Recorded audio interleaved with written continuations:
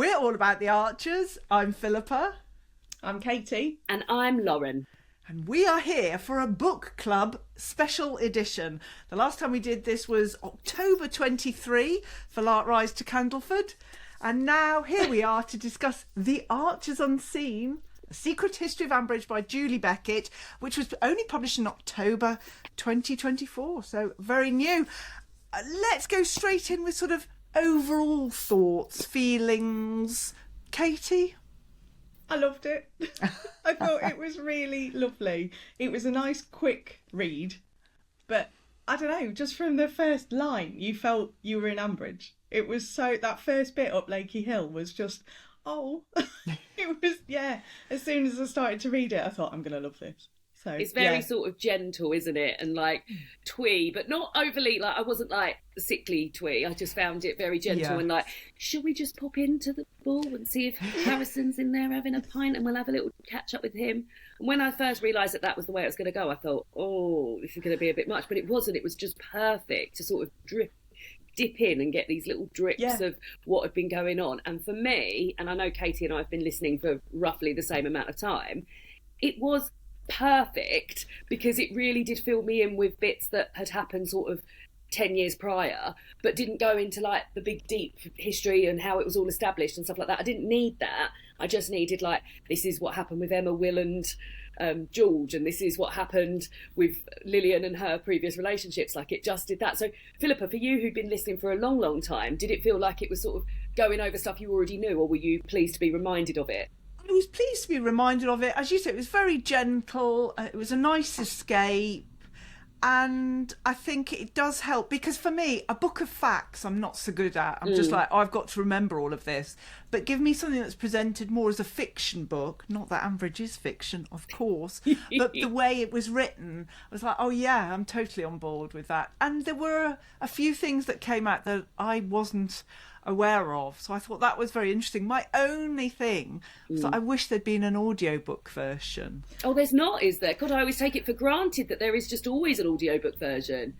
That is a shame. It is a shame. That's one of my notes. Yeah. Yes. I'd love to have it as an extra Radio 4 series or something. Yeah, and it's affiliated as well, so that's unusual. Or all they need is somebody with the equipment and willing to record it as an audiobook. Do you think you could do a good go of doing Harrison's accent then when they're talking to him in the pub and doing everyone's voices? Because that's how it's presented, isn't it? Or Susan. Yes. I'd love to hear your Susan, Philippa. I'd have a go, but also we could then bring in the cast for those voices. But yeah, I would very happily do this for free. There's my offer to the BBC. I would love to narrate this book, but anyway, there we go. So that was just the one thing I wish that there had been. But yeah, I think it just there weren't so many surprises for me in terms of the characters, but it just gave me this feeling of the place. And I know we'll talk more about it, but the characters, their sort of history, it's more of a 360 vision I got from it. Oh, business speak. Yeah. Yes. T's and C's, KPIs, no 360 vision. 360, yes, please. Yes. So there were some questions that we were putting on the Facebook group, and thanks to everyone who responded. We're going to include some of the comments where we can. But the first question was, which revelation surprised or intrigued you the most? Well, I put on the Facebook group that I couldn't believe how much of a goer Shula was back in the day. I've always seen her as like a sort of Saint Shula, and I think we've even used the term Saint Shula to refer to her. So to know that that was all going on back in the day, I thought, go on, Shula. Go on. So that was my big revelation. Katie, what about you?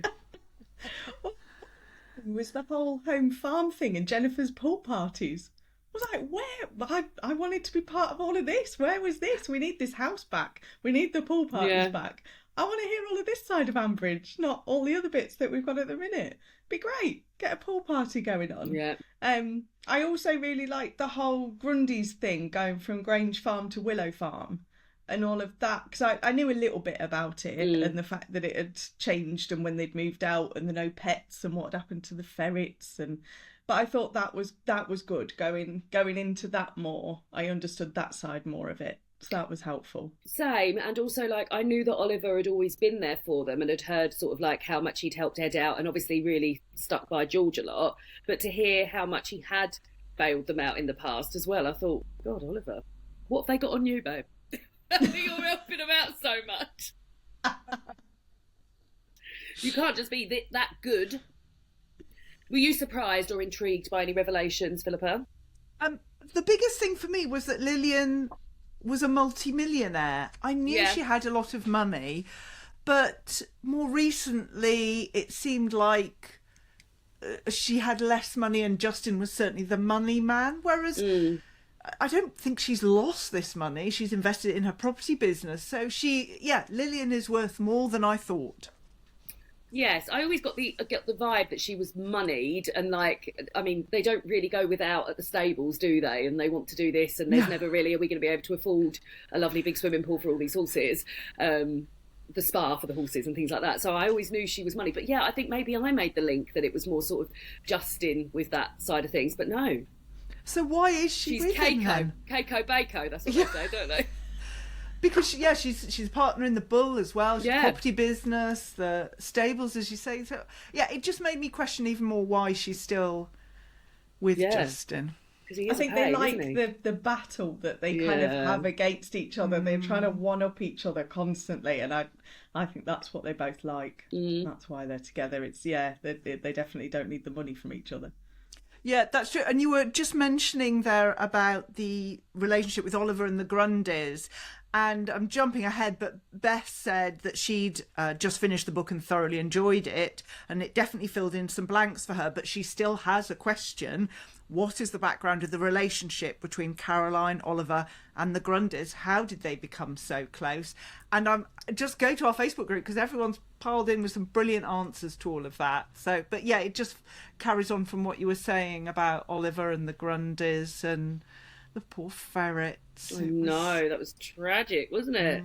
Awful. Yeah. Awful. And maybe a bit much. A bit soon. Ruth, I've been wrong about Ruth. She was more of a feminist than I thought. I'd forgotten You wouldn't think that. it the way she acts, though, would you? No, true, but she was She's a left feminist. all that behind. The way she speaks to Pip is disgusting. Yeah, but it's Selective Pip. feminist. Yeah. Yeah, exactly. The other things, that Jill lost her mother so young. And I suppose for me, again, this book is all about your past forming your future, your present, your future. And that was one aspect for Jill that made me think, yeah, that does impact on who you are and who you become. And I'm worried now who Pat's best friend is, because Polly Perks was her best friend and then died in the car accident. So who does... Yeah, I'm worried about Pat now. This book's got me worrying about Pat. What is There going was a lot of, on? I suppose, a lot of revelations was that how many people had died in quite tragic circumstances over the years. Like there wasn't many people just dying in their sleep, was there? Or dying not of old dying. age. Yes. There was all these car accidents and falling from buildings and stuff. And I thought, would you move there? If you had a look at the stats. See how many Midsummer's bad enough. And all these, when thinking about the ferrets and how Stella's dog had died and stuff like that, it got me thinking about that. And I thought, if I had a pet, would I take a pet there? Probably not. That's tragic as well. So yeah, there was a lot of, I was intrigued, and it was a revelation to me how many awful deaths there'd been over the years. Anything else, Katie, for you in terms of revelations or surprises? I hadn't kind of thought about the different farms that much and how they farm in different ways. I knew that they were all slightly different, but just how different all the different farms are and the various ways that they do everything, kind of being more eco, being more money-led or whatever, and how they've changed over the years and everything. I found that really interesting. I found a bit about Home Farm and how they became like the pioneers basically in organic food, and what a decision that was to do that in the 80s. Yeah. I thought, well, all right then. All right. Maybe you do. Because sometimes I find Tony and Pat a bit floundering, and like obviously we all got our opinions on Tom, but like it was a real moment, wasn't it, to decide to do that. So yeah, I enjoyed that bit a lot. Yeah, I think Bridge Farm was my favourite description. I thought that one sounded I mean Bridge like Farm, my sorry, I said ideal. Home Farm, didn't I? I thought you Bridge did. Farm. Yeah. Absolutely, No, that was Bridge fine. Farm. But yeah, it sounded my ideal when they were talking about the butterflies and things like that flapping around. I just thought, oh, I want to be on that farm. That's my farm. Something else I've absolutely learned from this book as well is how to spell herbal lays. Because I absolutely did not. Thought it was spelled Leys. I thought it was Laize. I would have maybe even said. Oh. So yeah, there we go. I have learned something. How to spell herbal lays. You mentioned the butterflies at Bridge Farm, Katie, and I was thinking, yes, so my thought is now, if we're walking through Ambridge, as we sort of approach, maybe we're half a mile away from Bridge Farm, suddenly are the hedges filled with butterflies? Is there like a mark? Yes. And there's no rainbow. butterflies, and then a million butterflies to line the way up. Butterflies, rainbows, flowers, bluebirds. Just, I'm going Disney. Yeah, absolutely. Yeah, it's where Snow White would be. Oh my goodness, is that Snow White with Sleepy and Dozy and all of them? All those names. 7 dwarves, which one would you be? Which one's a Pat, Tony, Tom? Oh, that's a whole other episode. Sorry. Yeah, you've made me spiral there. Some of the other answers we had to the question on the Facebook group, Sue said which revelation most surprised her was about Tony and Pat, especially Tony with his backstory. She said, I only started listening when Nick died and it's all been interesting, but I'm only on page 134. So she was working her way through. I think I might have been on page 134 when I read that as well. And that brilliant. We're the same. Ruth said, I started listening only in 2021, so I've got so much to learn.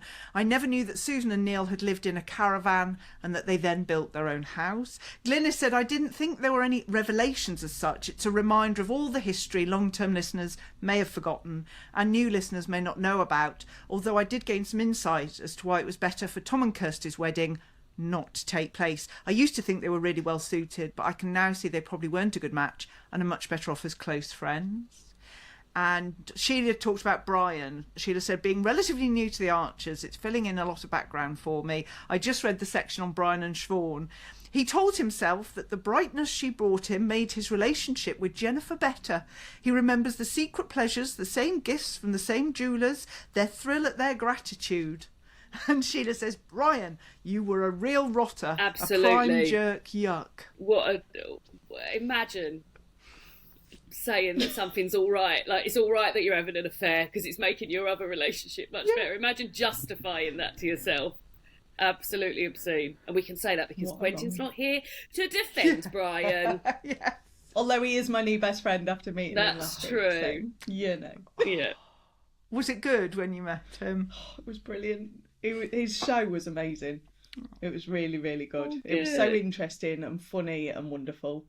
So, yeah, he was great. And he spent time with everyone at the end. Oh, how nice. Yeah, it was really, really good. So you are going to stick up for him and his affair, and you think it probably did make his relationship with Jennifer better? Yes. Everything he did was right. There is my opinion. Fair enough. The second question was, did the book change how you see any of the characters in The Archers? Which and why? Yeah, so I actually like Linda in the book. She had quite the backstory before she got to Ambridge. I've always just imagined her as in Ambridge. I couldn't imagine her outside of it. So that was interesting to hear about that and her being bullied. I know. I didn't. I mean, I am definitely not a Linda fan, but I actually really liked her, the whole Sunningdale storyline and the background and everything. Yeah, thought it was brilliant. Really enjoyed her. I thought she sounded fantastic in it. Still wanted to throttle Kate in the book, so nothing changed there.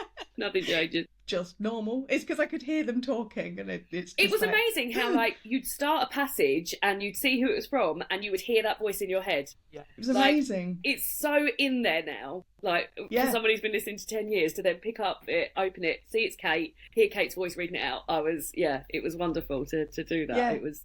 So maybe I didn't need the audiobook. I was creating my own audiobook. No, you need the audiobook, don't you, Lon? You really, really do.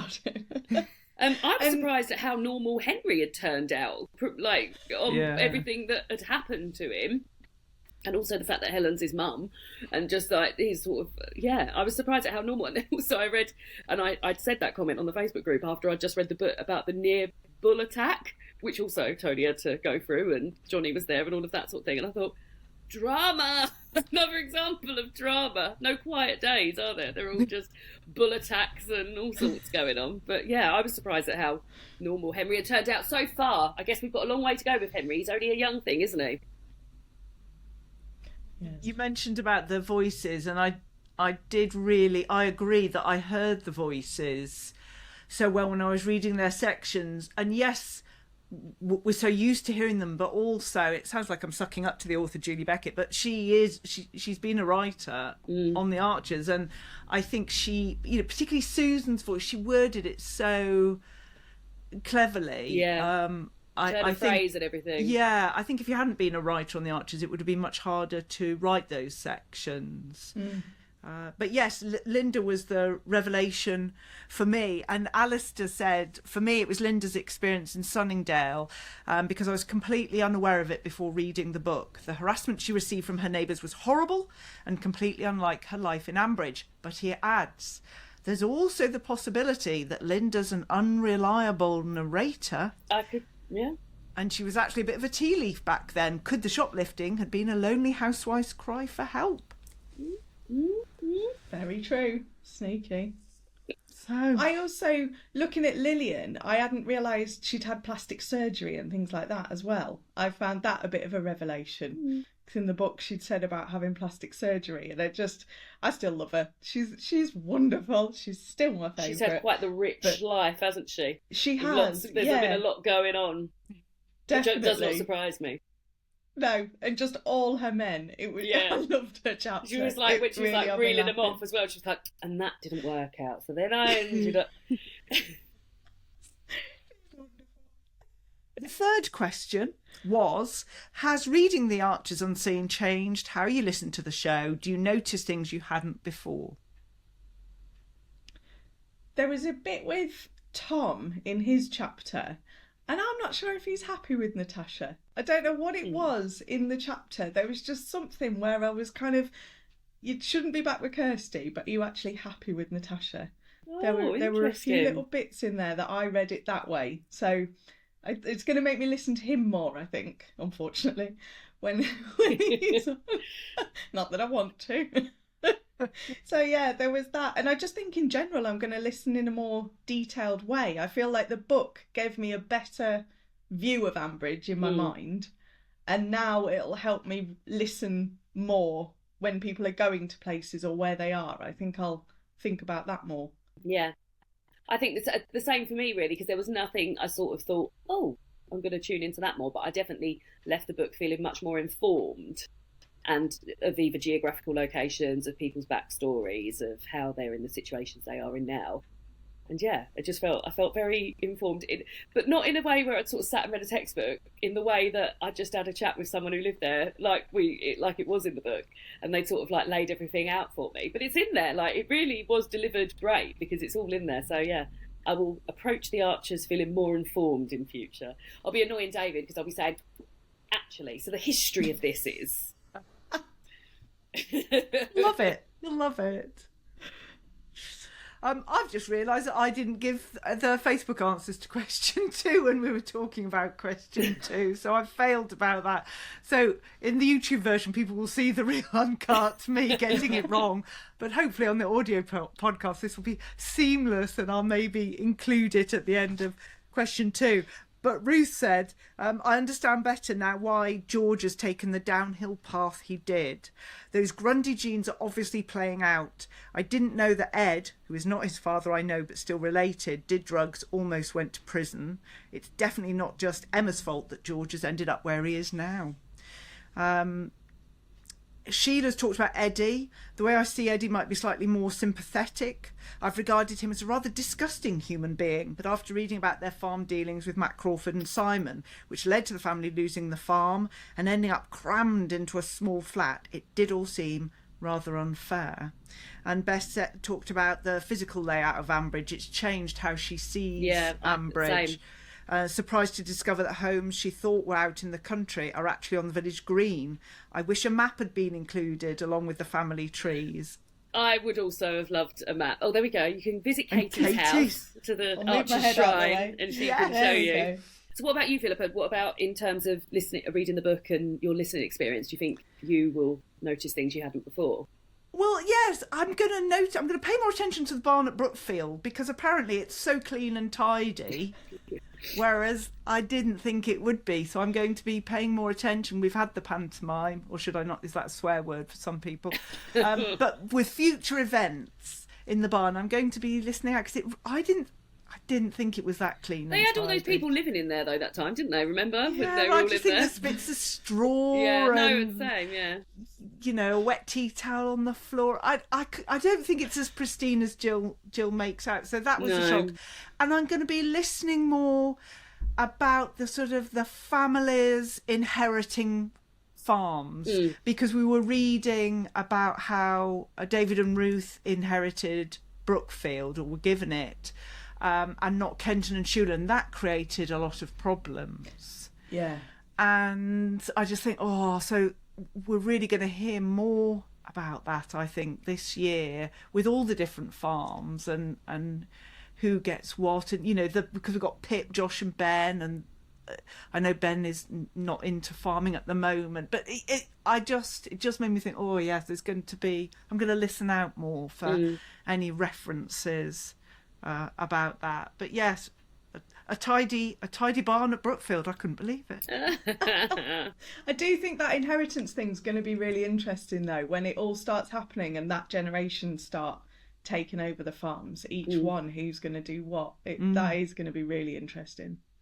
Because with June Spencer sadly dying last year, you know, at some point they're going to address Peggy and Peggy will die, and that again could be you know, who is going to get the money? She's changed her will at times, so what will the latest will be? We've got all that to come, I would say. Family fallouts. So Alistair said that I think I'll be paying a bit more attention to the homes themselves from now on. I've always let the names of the cottages wash over me, but the book brings the locations to the fore, like they're silent characters that I've overlooked. Oh God, that's beautiful. That's good. Oh, God. Yeah. And the other thing I made a note of was what you said, Lauren. So you said just hearing the backstory on Emma, Ed and Will has untangled your brain a bit. Yeah, because I'd always been, when I was trying to explain that, because my mum started listening in the last year, and when I was trying to explain that, I was like, this just sounds absolutely bonkers. So now I feel a little bit, again, more informed with that. But even so, when I was reading about that, like, I guess that harks back to question one and the revelations, like the fact that she lied as well and told Ed that George was hers to start with, like she knew what she was doing with that information, I guess, to get what she wanted out of it, didn't she? So, but yeah, even within the tangle, there was tangles because she was keeping things from other people. But yeah, very informed on that, I feel now. So are you going to give this book to your mum to read as she's new into it? Well, or is it maybe, too much? but David's dad has been listening for many, many years, and I was going to pass it on to him and see what he would think of it. I think it might be too early for my mum because I think there's going to be people in there that she hasn't come across, because even now, me listening, I remember Oliver coming in and me being like, who is Oliver, when all of these people know who Oliver is? So I must have been listening about 5 or 6 years when Oliver came back and everyone knew exactly who Oliver was and I didn't. So I think it might be a little bit early for her, because on the Facebook group there was people saying, oh, is it good for new listeners? And I don't know that it is good for new listeners, because like I say, you go sort of rounds of months and months, don't you, of not years of not hearing from people. So I think it might be a bit confusing to hear about people that you haven't heard from a long time, or haven't heard from at all. But yeah, I'm going to give it to David's dad to start with, because I think he'll have a lovely time reminiscing. It might be a bit too recent for David's dad. He's been listening for many, many years, and he often talks to me about Walter Gabriel and all of this sort of stuff. So he... yeah, it might be a little bit too recent, but she will get it eventually, but I think at the moment it would just confuse her. Yes. I think there's two types of new listeners. One that just want to very slowly, gently immerse themselves into it, and others who just, they're obsessed by it and they want all information possible. So just depends which category. Something else bonkers that my mum did was that she was listening to it. She was listening to it on her dog walks, and then she went on holiday for a month and came back, and everything had been erased. Like, her podcast only stayed for a certain amount of time. So then she just started listening to what was going on now and listening backwards. I was like, no, you can't do that. That is going to absolutely throw you. Yeah. Because it was at the time when Alice was sort of like getting back into drinking a bit, and I was like, you will not be able to cope with this timeline. Like, you need to you need to listen. If you've missed a month, you've missed a month. But yeah, do not try and do that backwards. Wow. That would take, I mean, it might, talked about 360, maybe that, because she was trying learns... to keep up with up-to-date ones, but also trying to go back and listen to what had happened in the meantime. I was like, that's not going to work. It doesn't feel like a flashback episode. Like, that's going to confuse you. You tell her, Lauren. You tell her. I will. Question 4. How does the book's exploration of the history of Ambridge add to your appreciation of the current storyline? Well, can we just take a moment for the family trees at the top of this book? Because they, in terms of maybe not the current storylines, but in terms of the history and who's related to who, they are perfect. I spent, like, honestly, it felt like hours just poring over these wonderful, wonderful family trees and having such a wonderful time doing it. So yeah, that has definitely helped me out with the history and who's related to who and how that all come together. And the fact that Peggy was married to 2 Jacks. Imagine. Brilliant. You'd never call anyone the wrong name, would you? Handy.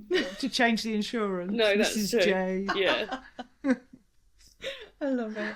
It also helped with friendships, I thought. So I hadn't realised that there was an Usha and Jill bond with the friendship, that side of things. And also the Jazza and Ed friendship, how strong that was as well. I didn't particularly know about those bits. So it helped kind of build more friendships and overall groups of people, as well as the family tree. It was also the friendship side of things between people. And I didn't realise that Lillian and Linda shared a grandchild. Oh, yeah. Yeah, I didn't know that. So I'd heard them talk about Leonie and Mungo, but yeah, I'd never realised that was what that was done. So yeah, this helped. This really more untangling for me. Perfect. I've always thought that Shula and Lillian were similar ages. I know they're not, but just in my head, I sort of thought they were. But the book again made me realise how much younger Shula is supposed to be from Lillian. So yes, that was something. I just wondered, when did the cast read this? Do you think that copies were handed out early on and so the cast could say, oh, I say it in this way or that way, or do you think they saw it before it went out? Oh, don't know, maybe not though. Yeah, that would they be don't nice, own them, do they? They don't own the characters.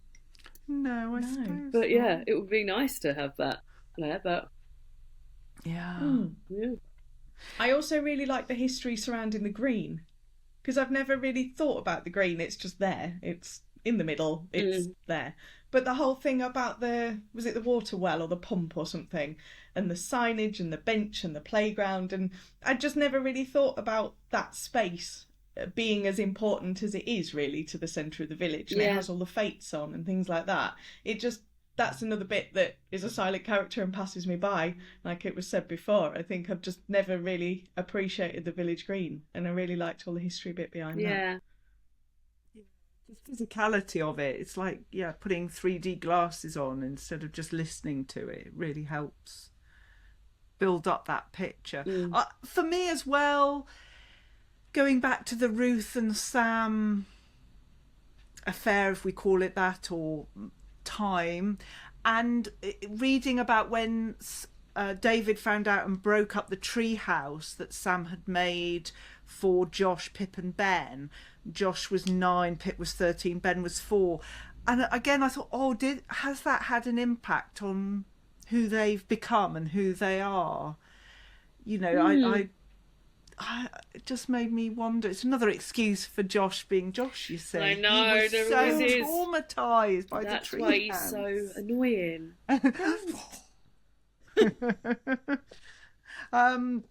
So yeah, what else did we have? Oh, yeah, and Alistair was talking about Neil. He said, it's certainly a reminder that the production team aren't just rewriting character backstories as they go along. Sideways look at Neil. Goes on, the story of Ambridge's residence is a rich tapestry, and the book gives us this condensed overview of how past events have shaped the relationships we're hearing about today. For instance, if the Grundys hadn't been evicted 25 years ago, Ed wouldn't have met Jazza wouldn't have ended up in the village, and he'd never have married Tracy. So, yeah. And he adds, I've been listening for around 25 years, so I was already familiar with a lot of what's covered, but having it all laid out in front of me does make me appreciate that, for all the daft storylines we put up with, there's this bigger history that's as complex as any community we might find in our daily lives. Yeah. Alistair. Yeah, my goodness. Beautifully written man, honestly. I love him. Putting me to shame today. Yeah. No. But something I else. really like this book. Yes, It was good. I like the characters.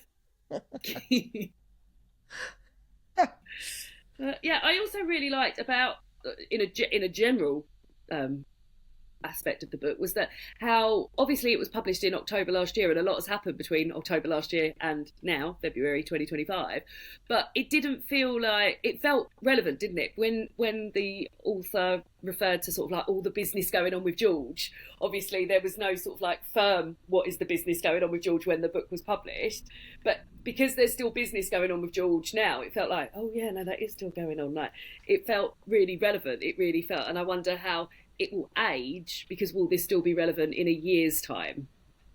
So, yeah. But at the moment it felt very of the now, and how long have we got of that, of the book feeling of the now? Because I did wonder how frustrating it must be to write a book and a day later it's out of date. Yeah. Because there's been another Archers episode and you think, oh, I've just written this. Yeah. And it must be hard to know when to stop tweaking and just be like, this is the period that it's been written in, and this is this. But also the fact that it's got the BBC as part of it. Yeah. Did they let her know any little bits in advance, like not necessarily the George bit, but any other bits in advance, so that by the time the book came out, other bits might have been tied up compared to when no one's going to die for the next 3 months, so you can talk about who you want. You can add them in. Maybe, because otherwise that would be, so say like somebody had died on Christmas Day, and this book, then that book is instantly out of date. So say Ruth had died on Christmas Day, the whole chapter's about Ruth, you're like, oh, well, she's dead now, so why wasn't that mentioned? So maybe they're told that. Yeah. So do we need to reread it and look for sort of warnings, foreboding? I didn't even think about that. Who's not mentioned? Joy? I don't think Joy's mentioned, is she? She's not. There's nothing about Joy in there. Nothing about Denise. No. Yeah. Dear me. Well, question number 5, the final question was, which story or anecdote from the Archers Unseen has stuck with you the most? And what made it so memorable? I really liked at the end the bit that she'd written that said, since there are more than 5 million different Ambridges, one for every listener, this is my Ambridge. And it just makes the Archers seem a lot more... then, just as you said it. Yeah, it really did. It's lovely. And I think it makes... I think it makes the Archers seem more personal to each individual listener, rather than when you're watching something on telly, it's kind of, oh, that's the Bull, that's the Village Green, there's Home Farm. Yes, Whereas we all have our own little bits of Ambridge and the Archers and the characters. We've all got our own little views of them. And I really loved that at the end. I thought that was a lovely little thing. Oh, that is so lovely, and I don't even feel like I can top that, Katie. Bye then. Such a beautiful thing. So, the end. No, I guess for me, it reminded me of like my early days of listening to the Archers and the storylines that I was listening to early doors, because I started listening, sorry to bore, because I say this all the time for people who listen often, but I started listening just after the Helen and Rob stuff had sort of calmed down. So there was a few months of like very boring, are the women going to get changing rooms in the pavilion, sort of like just to calm everybody down after all of this Rob. So it was interesting for me to read the backstory of the Rob stuff, because I've had sort of chats with you guys and, just knocked myself out with glasses. I've had chats with you guys and with David's dad about what was going on with the Rob stuff, but obviously that's very personable from what that person is telling me and how awful it was and everything. So to get it sort of like written down on the page and to find out a little bit about that backstory, that felt very, like, I really enjoyed is a horrible word, but like enjoyed reading that. And also one of the biggest things I remember happening when I first started listening was Nick's death, which came sort of completely out of the blue, really, didn't it? So to hear Will talking about Nick as well, because I often forget about Nick. Like, it was a big event when it happened, and obviously it was all tied up with the fact that she'd hit Matt Crawford with the car and all of that sort of thing. But yeah, to have a little reminder of Nick and me think, oh yeah, I remember where I was when I heard that. I remember driving home from work and being like, oh my God, she only scratched herself on her nail and now she's dying of sepsis. Like I said, no gentle deaths in Ambridge. Don't have a cold in Ambridge. No. What about you, Philippa? Yeah, I'm going to mention the dreaded Tom word again, but it did make me... I think you do like Tom. You pretend you don't, but you bring him up. Yeah. In terms of the character representation, because when we interviewed David Troughton, who plays Tony, he said, well, Tom will never be John in Tony's eyes, and that will always be the problem. And it made me realise that anew, that he can't compete, that Tom is forever immortalised as almost a saint now. Yeah. And so his parents don't see. John is immortalised as a saint now, and Tom will never match him in his parents' eyes and in his own eyes as well. So I'm not forgiving Tom. Tom's awful, but I understand now more, going over it, how he is. And the mention about how Peggy's mum was not one to budge. I thought, well, that's interesting, because that's filtered on to Peggy. And I do admire the Archers team and how they do keep all these stories going, these threads. The traits of characters and bring it down and jump in generations. Yeah, very clever. Absolutely. They must have an awful lot of Post-it notes on their wall in their writing office. What do you think? Yes. Well, I loved the thing about the archivist, Camilla Fisher, where it was saying that the records have changed from the handwritten cards to now it just all being online.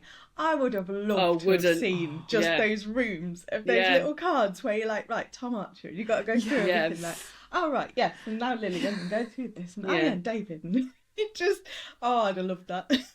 Oh, that would have been a great job, wouldn't it? Wouldn't it? Imagine inputting all of that stuff. Imagine taking that as your job and putting that all onto a computerised system. Yeah, that'd be nice. Data input for the Archers. Yes, please. I'll do that. Yes.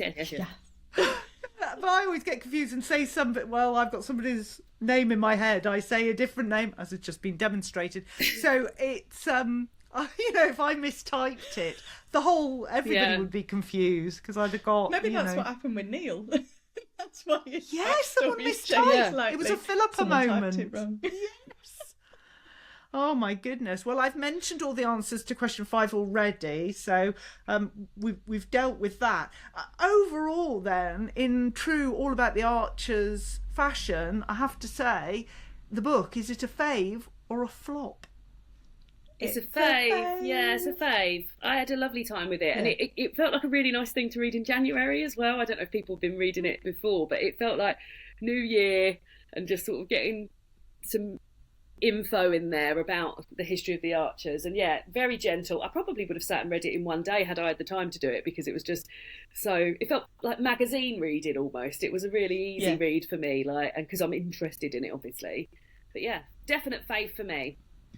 Fave for me. And for you, Katie? I agree. And I also like the fact that in the book she said there are so many characters and so many stories that you've not heard we'll have to meet again. I was like, yes! Let's get another We'll meet book. again, Julie! Yeah. Come on!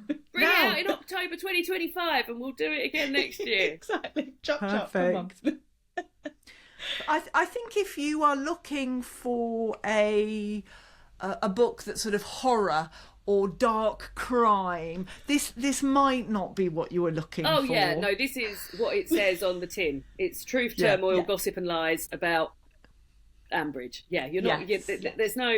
Yeah, and although we were saying about revelations and stuff, there's no big shockers in here, because it's all stuff that we are now dealing with now. So, but yeah, I found it gentle and lovely and really nice spending time with our unnamed narrator who spent so much time in Ambridge. It was lovely. Yes, it's not going to keep you up at night because you have to read what happens next. But that would be entirely wrong for this book. So gentle's a good way of describing it. So Katie, will you be passing it on to other people? Possibly. I don't necessarily have anyone to pass it on to yet, but if I can bully Simon into listening, I'll be like, why don't you listen and also have this book? Yeah. Just pass it over. I can't believe you haven't got him listening yet. He'll have to now. I know, bless him. He'll have no choice. No.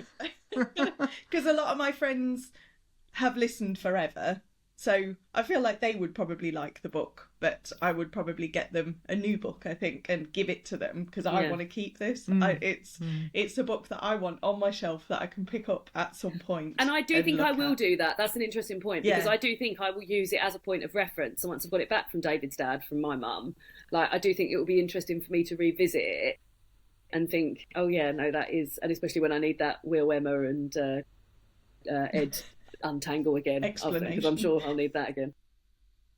Yeah. Well, you heard it here first, folks. The book, The Archers Unseen, is a fave of the podcast. There we go. Thumbs up from us. Now, when this episode is out, there will be a brand new cast interview coming up. So do go onto the Facebook group to find out details about that. And I will be back on Tuesday. Normally it's the party, it's all four of us, but it will just be myself and Quentin, as Lauren and Katie are away. I am working, I will say. It's not. I'd rather be there. I'd rather be there. Katie's not working. She's just she's had enough. Priorities. Yeah. So we'll be back for more of our madness. Until then, it's a goodbye from me. And a ta-ra from me. Goodbye from me. Bye. Goodbye, everyone.